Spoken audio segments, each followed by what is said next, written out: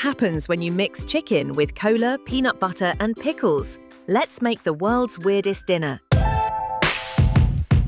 500-gram chicken thighs, 1 cup cola, yes, the fizzy drink, 2 tablespoon peanut butter, 4 pickle slices plus 2 tablespoon pickle juice, 1 teaspoon chili flakes, salt and pepper to taste. First, season the chicken with salt, pepper, and chili flakes. In a hot pan, sear both sides until golden. Now, here's where it gets bizarre. Pour in the cola. Watch it fizz like a science experiment.